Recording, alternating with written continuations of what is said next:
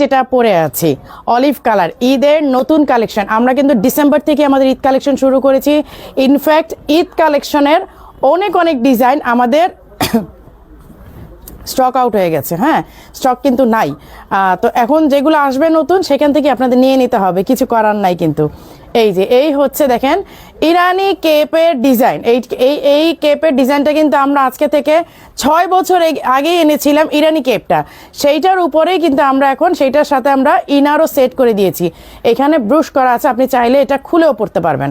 হ্যাঁ, এই যে এখানে জাস্ট একটা হালকা স্টিচ করা, আমি আপনাদের সুবিধাতে বলে দিই, হালকা স্টিচ করা। কেউ যদি চান যে না আমার এই স্টিচটা দরকার নেই, আপনারা নিজেরাই খুলে নিতে পারবেন। আদারওয়াইজ আপনারা এইভাবে পড়তে পারবেন।